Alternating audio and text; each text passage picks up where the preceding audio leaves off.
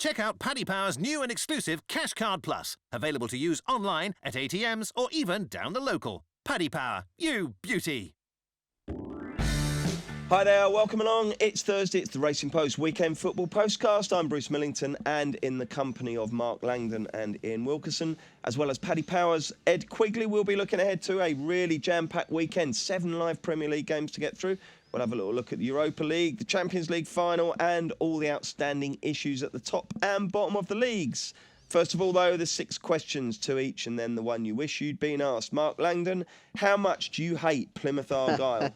Quite a lot. Yeah, it did cost me my biggest ever, or potentially biggest ever football win. Chelsea assuming that they get the job done. Newcastle and Plymouth were also in that multiple bet, and of course they were the 16-1 shot. So they, they went into the final day odds on to win it. So yeah, I do hate them quite a bit. Probably now more than Doncaster, if you remember, beat Bournemouth on the final day with that missed penalty that hit the bar, and that was very costly as well. And since then, I've had the wife drop the iron on the living room carpet.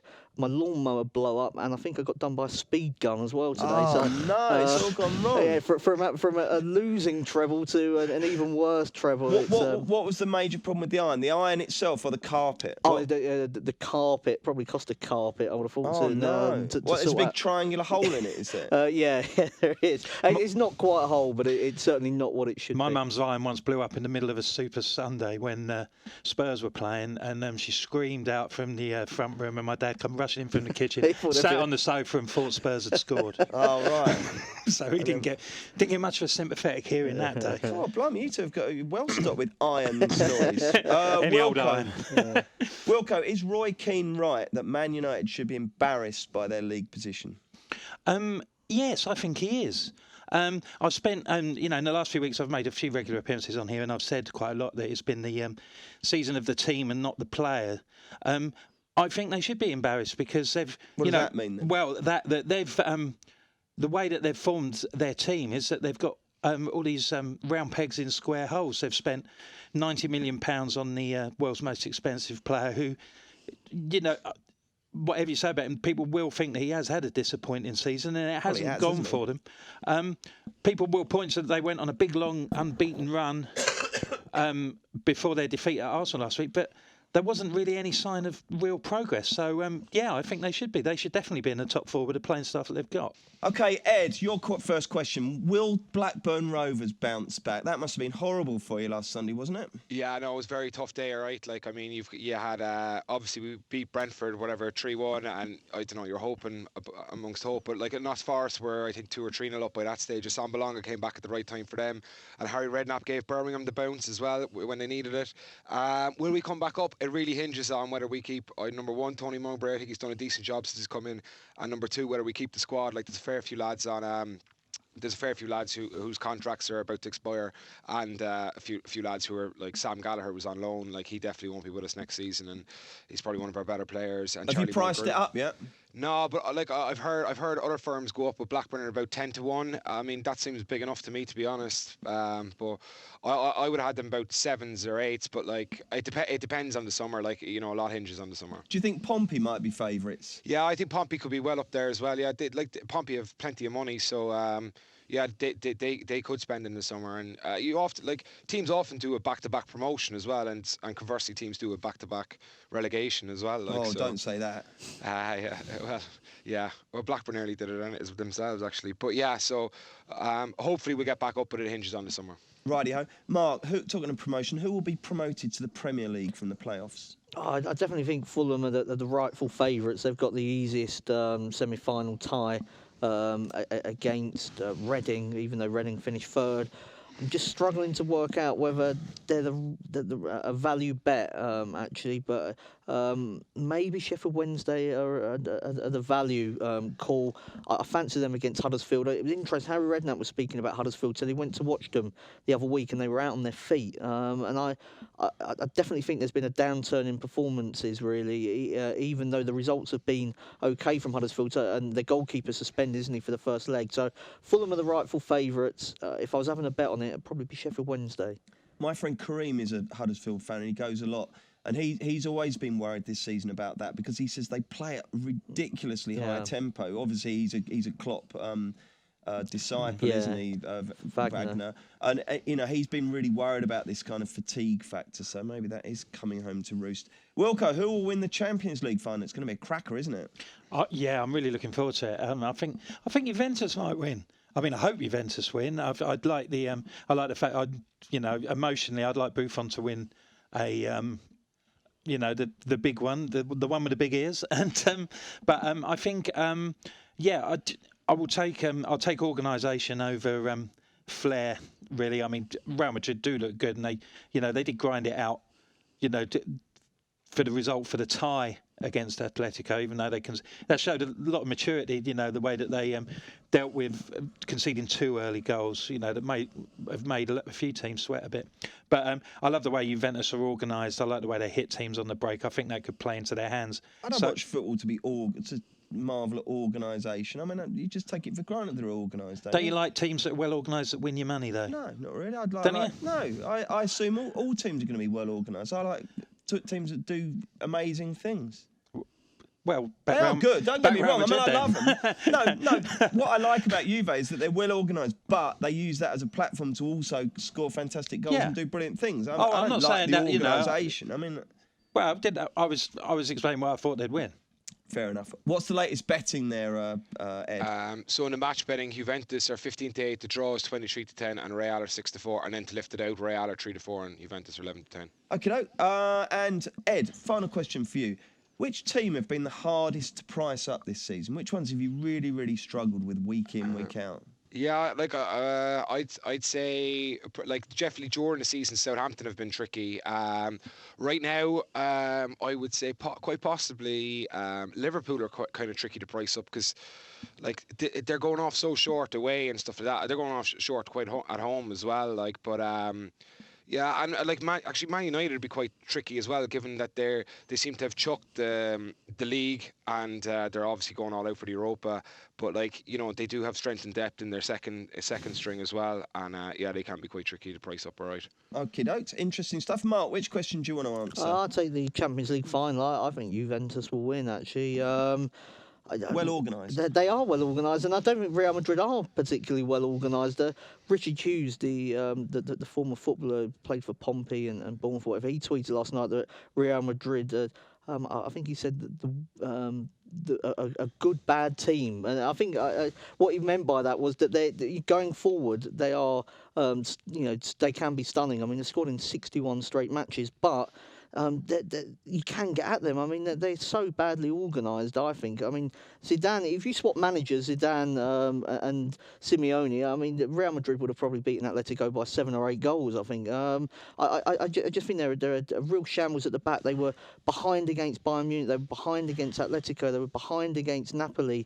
They didn't keep a clean sheet in a group stage that had Sporting, who tailed off in 3rd in Portugal, and Legia Warsaw as well. So, I mean, I think that Juventus, if Juventus get in front, I don't see Real Madrid being able to get them back. And also saw on Twitter, it was really, if you were looking to build a team, you'd want Brazilian fullbacks, Italian centre-backs and Argentinians up front. And Juventus have got all that. They are just a really solid team, easily beat Barcelona. And Barcelona probably about as good as Real Madrid. Excellent. You two are all over Juve. Wilco, which question are you going to do? I'd like the Championship playoffs, please. Go on, mate. I'm like Lango. I'm all over Chef Wed. I think they've gone off the radar a little bit. They lost to Fulham, who are obviously they're in the mix as well last week, but they'd won 6 matches before that, and I've got my reservations about Huddersfield as well. I mean, obviously they turned up with their reserves at Birmingham and lost the other week, and then they were stuffed by Cardiff. I just think they look vulnerable, and Wednesday can perhaps build on the experience of getting so close last year when they lost to Hull. And they beat Brighton in the over 2 legs in the semi-finals as well. I think that stands them in good stead. So I like them at 5-2. Pauline did a piece a few years ago saying that the best kind of teams generally to focus on for promotion are ones that went close the year before, rather than teams that have either come up in flashy style from League One or come down. Ed, which question are you going to answer? Yeah, I'll take the question on how much you hate Plymouth, but I'm going to change Plymouth for Newport and Doncaster. Basically, I was on Doncaster for the outright, and they messed it up, and they were like 50s on, I think, at one stage, and that was a really bad beat. But I got over that because I kind of anticipated that was going to go wrong last weekend. But obviously Plymouth were odds on but they didn't get it done either. I think Pompey won it on the last day of the season, pretty much. But a Newport County as well. At one stage, they were 12s on to go down. I was waiting on them for a right few quid. A colleague of mine was waiting on him for a fair few quid more. Not quite Frank Hickey money now, but decent money. Really? I suppose the 85th minute, obviously, like Newport the last few weeks have gone on a top of the table run, and Newport have gone on a horrendous run, sacking their manager as well. And that was bad enough, but then Hartlepool looked like they're going to do it with 4 minutes to go, and then Mark O'Brien scores in the 89th minute for Newport. So I'm having an absolute mare as well because I lost Atletico and Monaco during the week as well. So hopefully something has to flip the other way at some stage. It's so annoying, isn't it, with anti-posts? And you nurture these bets from August, and they just come and kill you on the last minute. I need Lukaku for the Premier League Golden Boot. I do as well. Every time I sort of turn on the TV, one of his rivals is knocking one in. And it's just getting, and a couple of them have got Sunderland at home to come, so it's getting nervy, that one. It's so difficult, isn't it? Okay, we'll have a quick break and then we'll get stuck into the weekend. Here's Paddy Power's new and exclusive kicker feature. Simply place a bet, add a kicker, and if your team wins big, you'll win bigger. 18 plus gambleaware.co.uk. T&Cs apply. Very, very quickly, lads. A very quick line and a score prediction for Man U v Celta Vigo. Lango, you first. Manchester United 2-0, pretty easy, I think. Wilco? Yeah, I'd agree, 2-1. And Ed? Yeah, 2-0 for me as well, United. Okay, right. First of the Premier League games this weekend. 8 o'clock on Friday night football. West Brom versus Chelsea. And Chelsea will win the league what do they need to do? Win or draw? Win. Okay. And what price are they to get the job done there, Ed? So West Brom are 15-2, the draw is 4-1, and Chelsea are 4-11 to get it done. Can you see beyond them, Mark? I wouldn't back them at 4-11, but yeah, I do think that they probably will get it done. West Brom have 2 points in their last 6 matches. I was looking at different ways of backing Chelsea, maybe a low-scoring victory. I'm not sure Paddy Power do the market of Chelsea in under 3.5 goals, but maybe over the time of the first goal, over 26 minutes. I mean, West Brom, for all that they're not very good, in terms of going forward, are pretty well organised. I know it's something you. No.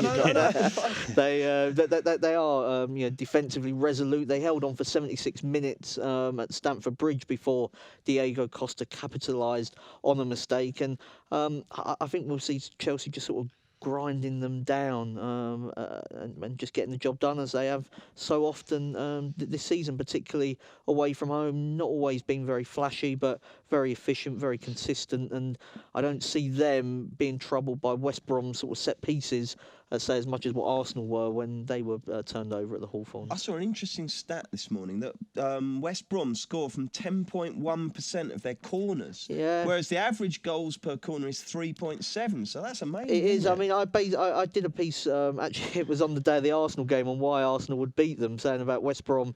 You can't rely on set pieces. There's basically not that much between, say, West Brom and Crystal Palace other than set piece goals. So. And there's no rhyme or reason for it. Last year, Tottenham were top of the set-piece table. This year, they're at the bottom. So I think West Brom need to find a new avenue to start scoring their goals. You can't rely on that many set-pieces. Just won't keep happening. No, absolutely. Wilco, can you see beyond the champs-elect? No, I think they'll win without conceding. I mean, they've lost 3 away games this year at Arsenal, Spurs and Manchester United, and West Brom are plainly not in the class of those sort of teams. Chelsea have won. They've scored at least twice in 8 of their last Premier League games as well.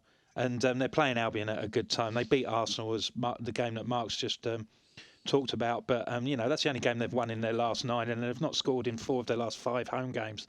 So, as a Spurs fan, not putting much faith in them extending it towards further until Sunday, I should think Chelsea should be pretty comfortable, even though there's an injury doubt about. I would go win to 0 at 11-10. Okay, Ed, what do you think will happen? Yeah, I agree with both the lads. I think Chelsea will get it done as well. I just obviously I'd be trying to. I won't be back in the fourth 11. I'd be trying to get him on side as well a different way. And I just Gary Cahill any time at 9-1 kind of appealed to me. He's got 8 and 39 this year in all comps, and that's about 20% strike rate. And like 9-1 obviously represents about does represent about 10% strike rate. So yeah, like that's how you'd make money betting, albeit over a small sample set. But yeah, I think Gary Cahill's worth the dabble at 9-1 there anytime.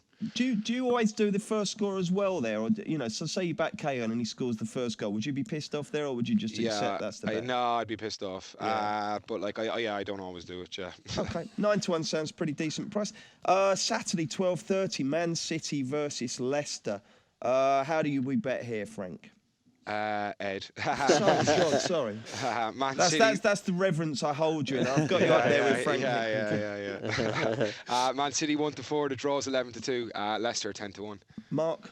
I liked Man City maybe to win a high scoring game here, Bruce. I was just looking, correct score 3-1. Leicester have scored in 11 of their 13 matches under Shakespeare, which is a pretty good return. You look at the kind of teams that they've played against in that run as well. The two that failed were against Arsenal in a 1-0 and also against Atletico. But they have been scoring goals. Vardy's woken up. Mahrez is playing a lot better as well. But I think City showed last week against Crystal Palace that when they actually, want to play football and concentrate for large periods, that they're a very good football team. I also think they're bizarrely a better team when Aguero doesn't play, and Aguero's a fantastic forward, but I think Jesus is just what they want up front really from there. That's what the midfielders want as well, and they all seem to play so much better when it's that combination. So not a great bet in heat, this one. 3-1 Man City just for a token effort. And I saw Aguero was on that list of people I mentioned in my column today who'd received a vote from the football writers, including Anthony Knockart, Gylfi Sigurdsson, Ben Foster. I mean, but the Ben Foster one was very bizarre. Well, yeah. Sigurdsson as well. The whole thing's a joke. I mean, I always thought the Football Writers Association Player of the Year was quite a prestigious thing, but clearly, all these provincial mugs just vote for their favourite player at their club. It's embarrassing. Anyway, Wilco, what do you think of Man City? Turn into our former provincial mug. No one voted for Zaha. Leicester have obviously picked up in the last few months, but and they've lost 2 of their last 10, and one of which was they were very unfortunate when they went down at Arsenal. But their away record's not been good. 2 of their last 20 they've won, and the only team to have beaten City at home, or since January the 15th for Chelsea. 5 out of 17 clean sheets at home means that points towards another high-scoring game, although one of those was against your boys last week, obviously. But I'm not too keen on this as a betting heat, but I'll be having a poke on Sane to score first each way at 13-2. I really like the way he plays, and exciting player, and he can definitely pick up the piece. I expect City to score more than one, so the place money could come in on that one. Ed, what do you reckon? Yeah, I just think the City price is too short. They went off this price at home to Palace last weekend, and I'd have Leicester rated higher than Palace, obviously. Yeah, like they made light work of Palace last weekend, but I just think Leicester +2 at 10-11 to me looks big enough. And if people do fancy City, I'd probably be pushing them more towards De Bruyne, first goal scorer 4-1, or evens anytime. If Aguero doesn't play, as Mark just said, De Bruyne and they all come into it a little bit more. And he looked different class last weekend against Palace. It's the trouble with City though, isn't it? They've got so many people who can score a goal, isn't it? Really difficult. 5:30 on Saturday, Stoke City versus Arsenal. Arsenal desperately hoping they can keep going on the road for a top 4 place yet again. They're up against it. Obviously, it's all going to go right for them, and Liverpool have to slip up. But will Arsenal get the job done here? Guess they're pretty solid favourites again, Ed. Yeah, Stoke are 4-1. The draw is 100-30, and Arsenal are 8-13. Does 8-13 do it for you, Lango? No, it doesn't. I'm still not entirely convinced by the way they're playing. Czech made a couple of big saves, didn't they, against Southampton before Arsenal went 2-0 up. But this is absolutely Arsenal's time of the season as a Spurs fan. I I can sort of feel Liverpool's pain here, because Arsenal always seem to have games in hand. They always seem to win them, and Spurs just collapsed every year, and you wonder whether Liverpool are going to do the same. I've got a feeling they are. They're so relentless at this stage of the season when it comes to top four. I was looking at the draw, half-time, Arsenal full-time, which is copped. It copped against Southampton. It's copped in 4 of their last 5 Premier League wins as well for Arsenal. And Stoke didn't realise this until the other day. Mark Hughes is coming under some increasing pressure from the locals, not happy with performances. And then I look back, 5 wins in 2017 against Watford, Palace, Borough, Sunderland and Hull. So that doesn't read too well. I think that's been a bit fussy of the Stoke fans, don't you? I mean, they've been spoilt by this stability they've got now, haven't they, I suppose? It reminds me of, do you remember when they've Charlton... tried to kick on, haven't they? They have tried to kick on with Shaqiri and Arnautovic and players like that, and they spent a lot on Berahino, and that hasn't worked out so far. I don't know, maybe... I don't watch enough of them, really, to know whether Hughes deserves... They're probably the team that I've sort of seen least of this season. They're not really on It just TV. reminds me, do you remember when Charlton used to finish 6th, 7th, 8th, didn't they? And I remember some moron on a phone going, we need to get rid of Kirby and go to another level. Well, they went to another level, didn't they? They'd have him back now. Yeah, quite. Wilco, Stoke versus Arsenal. I mean, I'm echoing Mark's statements. I'm amazed that the Stoke are 13th. They've not beaten any team above them. That is amazing. No, 10 wins, 2 against Sunderland, 2 against Hull, 2 against Watford, Swansea, Burnley, Middlesbrough and Palace. So it's no wonder that Arsenal are so short for this game. A bit too short for me, though, even though they got through a tricky away game at Southampton last night.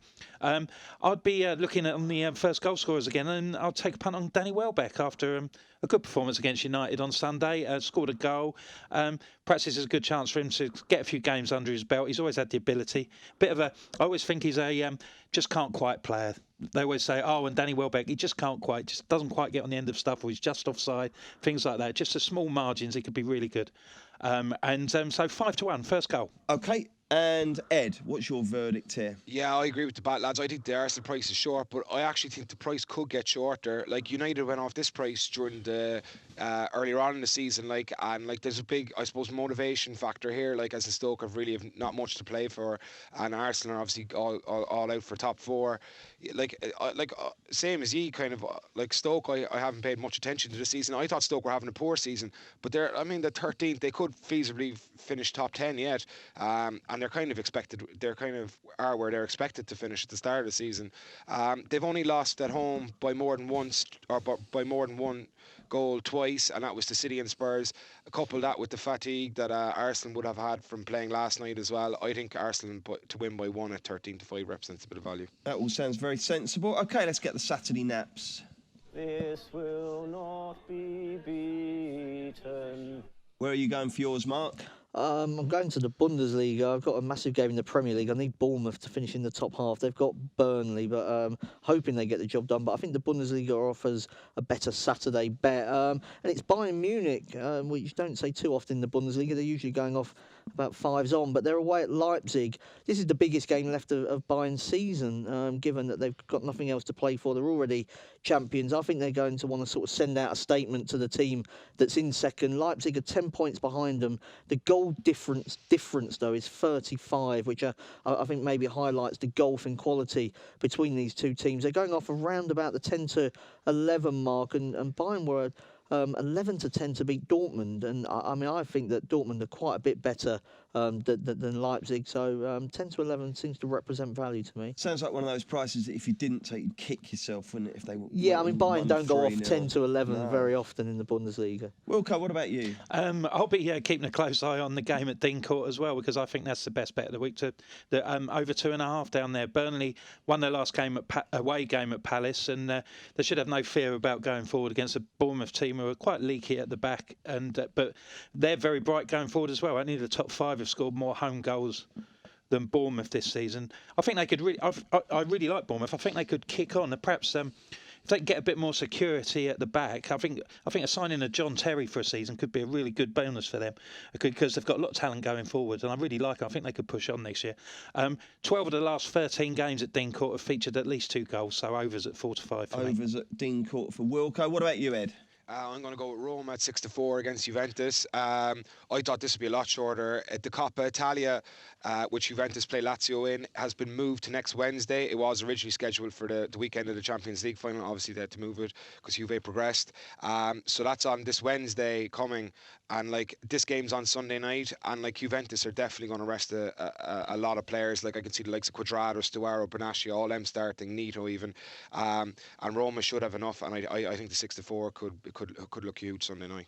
That's pretty pathetic scheduling by the Italian FA, isn't it? To have your cup final and say, but you, in the unlikely event of one of our teams getting to the Champions League final, we'll move it. I mean, what the hell is that all happened about? 2 years ago as well, when they played Barcelona. That's no good. I'm going to go for Southampton evens at Middlesbrough. Now, Middlesbrough might do what Sunderland did last week and with the pressure off come out and put on a performance, but I think Southampton are okay, so I'm going to go with them at evens. Righty-ho, every week, our sponsors, Paddy Power, offer you the chance to win a free £25 or €25 bet. All you've got to do is tweet your answer to the upcoming question with the hashtag Postcast, and the question is, who will contest the Champions League final in Cardiff on Saturday, June the 3rd? June the 3rd? That's late, isn't it? Last week's winner was Chris Cairns from Belfast, who correctly answered the name of Monaco's manager, Leonardo Jardim. Well done, Chris. Your free bet will be credited to your Paddy Power account. Let's take a break and look at Sunday's fare. Here's Paddy's latest offer. It's 2 up, you win. We'll pay out immediately if the team you back goes 2 goals up. Available in all Premier League and La Liga matches. Not available in shops. T&Cs apply. 18+. BeGambleAware.org. Hi there. Welcome back to the Racing Post Football Postcast. It's Bruce Millington, Mark Langdon, Ian Wilkerson and Paddy Powers, Ed Quigley. We've got 3 Premier League games to rattle through starting at 12 o'clock. It's Crystal Palace versus Hull. And this game, Ed, takes on a different dimension if the previous day Swansea have beaten Sunderland. All of a sudden, those of us who are going to Selhurst wearing red and blue are going to be very, very nervous bunnies. It's a huge game. Palace are evens. The draw is 5-2, and Hull are 14-5. Mark, that evens. I don't know if you could lump on that, could you? No, what do you think? No, you are right though. The Swansea game, I think, will have a big bearing on what happens, particularly with our Hull. I know you'll be nervous as a Palace fan, but for Hull, you know, that they'll know whether they maybe need to win or whatever to stand a chance of staying up. Difficult game with all Palace's injuries. Wasn't sure how many of those were going to come back because they're really decimated. They're saying hopefully Tompkins and Cabaye might be fit. I mean, I think that makes a big that would make a big difference. At the moment, I'd go for tentative draw because I think that will keep Palace.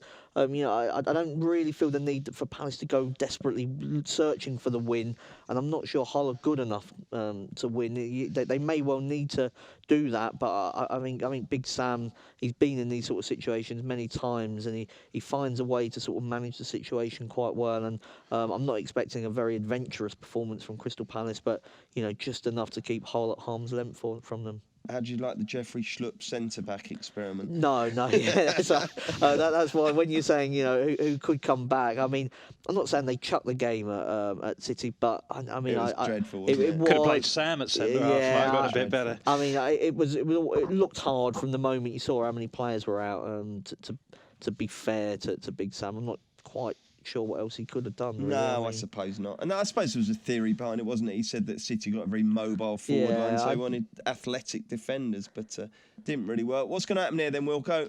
I've got faith in your boys. Good lad. I think they'll win.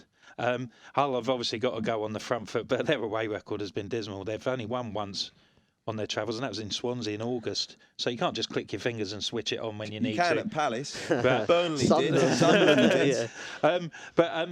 They've conceded at least twice on the road in 11 of 17 away matches, and obviously it's going to be nervy. But looking at the prices, Palace were 4-5 to beat a better team, Burnley. And obviously they couldn't do it, but they were still priced up in that respect a couple of weeks ago. So Hull are not as good as Burnley. So on that basis, I'll be backing Palace at evens. Good man. Ed, what do you think will happen here? Yeah, all the lads kind of touched on it already. Like, yeah, Palace are desperately missing Sacco at the back. Like, I mean, he went off the 57 minute against Spurs and they've conceded 8 goals in 2.5 games. Now, that was Spurs and Man City were two of those games, but still. Hull's away form's atrocious. Yeah, and I actually see goals in this. Like, but obviously a lot of hinges on the Swansea game on Saturday. But yeah, over 2.5 at evens for me. Okay, West Ham play Liverpool at 2:15 at the London Stadium. Liverpool are absolutely desperate for points here, and if Arsenal win the night before again, they're going to be very, very edgy about this one, aren't they? Just how short are Liverpool, Ed? Yeah, so West Ham are 19-5, the draw is 3-1, and Liverpool are 7-10. 7-10 Liverpool, Mark. What do you reckon? I didn't think that was overly bad, actually. I mean, I was expecting shorter, given Spurs were, 2-5 at the London Stadium the week before, and I know Spurs didn't win, but Liverpool are as desperate for the points at the moment.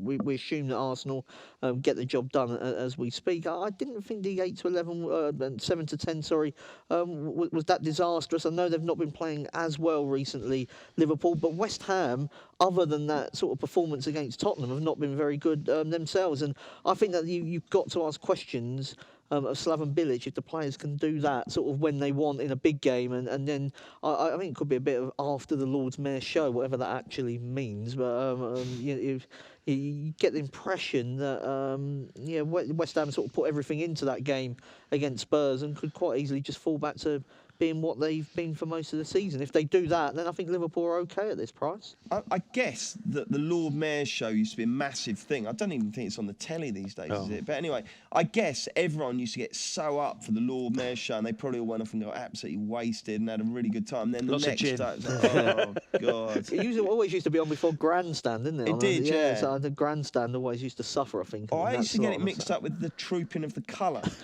What's the difference there? There's a council swap shop there. That was always a disappointment. Yes, that's true. They did. Anyway, Wilco, West Ham, Liverpool. What do you think? West Ham obviously had that big game on Friday, but I think this could be quite a tough game for Liverpool. They've won their last 3 on the road at Stoke, West Brom and Watford, who you could put in the same bracket as West Ham, are teams that are sort of like winding down. But I think that the Hammers could build on that. But I wouldn't be. I think they look a touch short at 7-10. But the bet that I like is under 2.5 goals. When West Ham beat Spurs on Friday, they got the goal, but some of their shooting was horrendous. Most of it was going halfway down the Jubilee line towards Canning Town. It was they were very rarely tested Lloris. I don't think they've got a lot of goals for them, and Liverpool would jump at a 1-0 or a 2-0 and getting out of there and getting the points. So I was quite surprised to see under 2.5 at even money. So I'd back that. Sounds half decent. What about you, Ed? What are you going to do here? Yeah, I said top of the show. Like, Liverpool are a tricky team to price. To me, Liverpool look a bit short, but it's difficult to gauge West Ham's motivation. Obviously, they were up for it against Spurs, but that was a Friday night game under the lights of West Ham and not up to par. It's the derby factor as well. Yeah, derby factor as well. Like, Liverpool have been pretty effective away from home. Like, they've won 3 of their last 4, and it was against teams of West Ham's kind of ilk. Like, West Ham are relying on Cagliari up top for goals. Like I can see where Wilco's coming from with the under 2.5. Like, I just think maybe Lanzini at 7-1 and the first to score for their team market could represent a bit of value because he'll be bolting forward with. Like, he was by far their best player, wasn't he? Yeah, like Cagliari's useless. Like, do you know what I mean? So, like, I thought he played quite well. My neighbour who's a West Ham fan, I said, who's this Cagliari? And he said, yeah, he did all right. He's not normally that good. But, He hasn't done much in front of goal, has he? He held it up quite well, I suppose, against Spurs. Okey-doke. And talking to Spurs, they feature at 4:30 when they receive Manchester United. Difficult game to price this one up, isn't it? So Spurs are 7-10. The draw is 14-5, and United are 4-1. Who's the better 7-10 shot, Mark? Liverpool or Tottenham? I would say Liverpool, just because we know that their sort of motivation is clear. For Tottenham, I wonder whether the last game at White Hart Lane, even though it's only moving to a new stadium that's just sort of on the same sort of place, really. I just wonder about the occasion, really, for Spurs. They haven't dealt with big occasions very well in the last couple of years. You have a look at the cup final against Chelsea, didn't turn up. FA Cup semi-finals, they've been losing. nearly in title races and then losing at West Ham, for instance, last week. So I wasn't entirely convinced that they'd be able to deal with all the hula-baloo that's coming with this lane finale thing. That, are they going to do like what West Ham did? They are. I mean, I hope they get bigger names. West Ham picked out some really obscure names, didn't they, to feature in there? So you're going to have David Kerslake.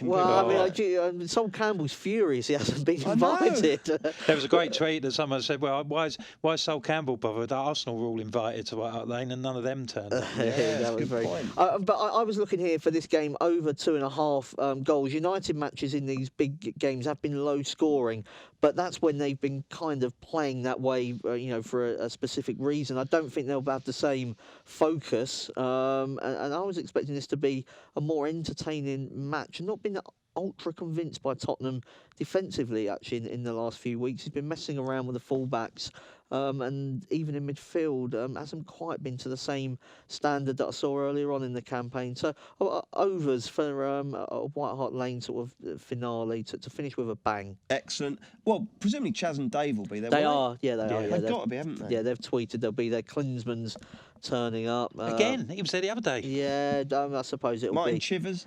He lives there. Chivers does he's the in the half-time chat. Does he? Yeah, if you go to the David, what's he called, Burtonshaw, Keith Burtonshaw suite, you'll get Martin Chivers. Will you telling a few stories about it? Yeah, you will. You normally get Paul Allen will turn up, and I mean, it'll be a you nice. Going? I'm going to the pub outside. I'm not bothering to go inside. No. You're going to go and ransack the place afterwards, get a brick or a seat or something. No, you can buy your seat, can't you? They're charging them. As a member, they're sending me some grass. Are they? Yeah.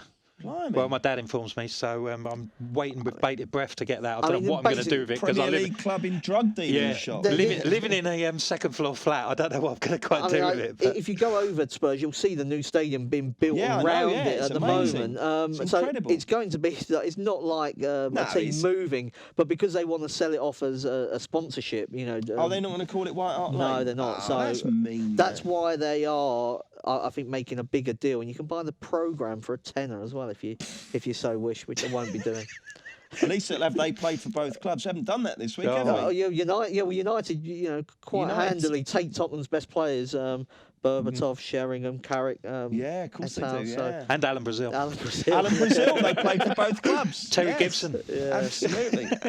Okay, Wilco, what's going to happen here? An emotional day. Yeah, we've talked about the emotional factor. I think maybe it's being overemphasised. It's probably going to still be a strong Spurs team, but we don't know. We probably do know what Mourinho's going to do. It's not going to be his team firing on all cylinders with the because there isn't the gap to the there's 3 or 4 weeks until the Champions League final. The Europa League final is a lot closer. So I think it's the 24th of May. Yeah, so it's only really just around the corner.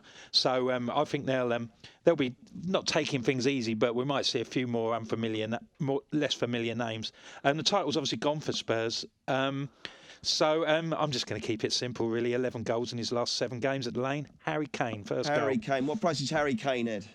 He is 3-1. He's one of those I don't want to score. I know. Yes. I forgot to mention that. I won't be jumping up and down if he scores. Yeah, come on, Lukaku. Ed, what's the bet here? Tottenham, Man U. Yeah, on the face of it, Spurs price probably looks a little short, but when you consider Spurs went off at home to Arsenal recently 4-5, and then also Arsenal went off 11-10 at home to United there last weekend. This price could actually shorten a tick or two. I reckon. It could go off around 8-13. I reckon. On top of the fact that United have another Thursday, Sunday fixtures this weekend. I think Spurs are a good, decent bet here at 7-10, and obviously they'll surely want to win their last fixture at White Hart Lane as well. That's only another positive for me. But yeah, that it's Spurs 7-10 definitely for me. Yeah. Very quickly, we'll do the Monday night game because it's 8 o'clock. Chelsea v Watford. Unless you support Chelsea, you don't really give a toss. They're bound to have won the title by then. Watford bore the hell out of me. Lango, what do you think? Yeah, I mean Watford have been an abysmal team this season. I don't know how they're not involved in the relegation scrap. Whenever I see them, they are easily one of the worst 3 teams in the league, no doubt about it. They must have just picked up enough points in I can't the quite work games. it out. I assume Chelsea will win. If they've won the league, they'll probably rotate a few, and Willian has done very well recently. So if Willian starts, he could be on pens as he was when in the semi-final on free kicks. He's due one of those free kicks, isn't he, from the left-hand side where he swings it in and it goes in. Well, he scored he used one. To do loads of them, didn't he? He got one against Tottenham, didn't he, in the semi-final? A different type of free kick, but he was on target against Everton as well. Plays in the front three usually when he does start. He's very unlucky not to play more games. He is, isn't yeah. I mean, Pedro's just done very well for Conte. So Willian to score first if he starts. What price is Willian, Ed? Willian is 9-2. 9-2, that sounds all right. Wilco, got a bet for us here? Oh, it's difficult, isn't it? I mean, Watford haven't scored in their last 5 away matches, and they've. Honestly, mate, have you got a bet or not? I don't. This game's already boring. No, okay, right. I haven't. Not really. I'll be on holiday, so I'm not bothered. Where are you going? I'm going with 23 other hopefuls for a golfing week in Portugal. Oh, lovely. Flying out on Sunday night. Full Ryder Cup. Beautiful. Teams, the lot, yeah. Valdolobo and all those places? Oh, all sorts of places. Oh, lovely. Yeah. How nice. Can't wait. Oh, that'll be nice. Well, you'll be down at the Natterjack or some bar, won't you, watching this with a few beers inside you? Okay, Ed, have you got an inspirational way to end the broadcast with a great bet on Chelsea v Watford? Just if Chelsea win the league on Friday night, just back Watford +2. Chelsea will drift a good bit, and it'll be a big John Terry fest as well on Monday night. What about John Terry goal? Yeah, John Terry on the pens, maybe. Yeah, John Terry might get on the pens actually. That's not a bad shout. Certainly worth considering. 17-1 oddly at the minute, first goal scorer anyway. But maybe the last. I wouldn't be surprised if he was on pens. Would you do him last rather than first? Yeah, you'd do him last, wouldn't you? Yeah, I mean they'll be teeing him up if it comes to it. Yeah, that's not a bad shout. That is a good shout. Okay, chaps, thank you very much indeed for your expertise. We're back next week. Before we go, just a quick recap to remind you that if you want to win a £25 or €25 bet with Paddy Power, tweet the name of the 2 teams that are competing in the Champions League final with the hashtag Postcast, and it could be you. Thanks very much indeed for listening. Check out Paddy's new kicker feature. If you fancy your team to run riot, add a kicker to your bet. And if your team win big, you win bigger. Paddy Power, you beauty.